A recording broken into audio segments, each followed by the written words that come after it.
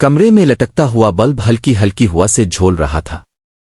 इसकी मध्यम पीली रोशनी टूटी हुई दीवारों पर ऐसे पड़ रही थी जैसे किसी मरे हुए मरीज का आखिरी सांस जल रहा हो। तहखाने जैसा ये कम बरसों से बंद था, मगर आज पहली बार अंदर किसी के कदमों की चाप गूंज रही थी। फर्श पर टूटी हुई ईंटों, बिखरे धूल के जर्रों और नमी की सड़ांध के दरमियान एक चीज सबसे ज्यादा खौफनाक नजर आ रही थी। फर्श के बीचों बीच रखी एक पुरानी पटी गर्द आलूद कैमरा जैसे आहिस्ता आहिस्ता इस किताब के चक्कर लगाता हो। इसके गिर्द खामोश फिजा में अजीब सी लर्जिश महसूस हो रही थी। अचानक किताब के किनारे थर थर कांपने लगे। धूल उड़कर फिजा में तहलील हो गई। एक झटके से किताब ने जोर से कपकपाना शुरू कर दिया।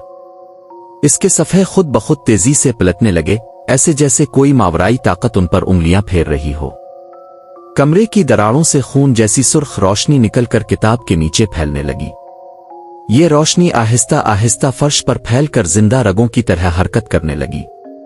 और फिर एक खौफनाक सरगोशी, इतनी सर्द के जैसे मुर्दा इंसान के होंठ हल रहे हों, पूरे कमरे में गूंज उठी।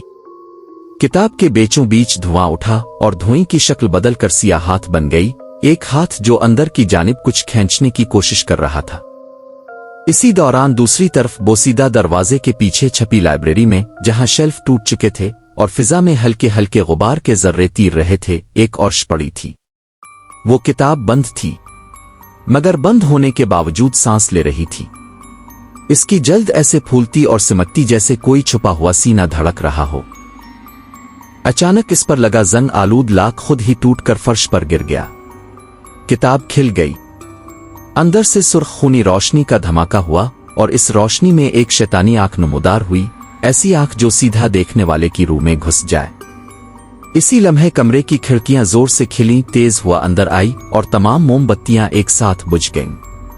हर तरफ सिर्फ सरगोशियां, सांसों की खराश और किसी गैर मरी मखलूक की मौजूदगी महसूस होने लगी। तहखाने में खड़ा आमिर खौफ से कांपता हुआ पहली किताब को उठा लेता है। इसके हाथ लरज रहे थे, सफ़ात जैसे इसकी जिल्द में चिपते हुए अंदर जज्ब होने की कोशिश कर रहे हों।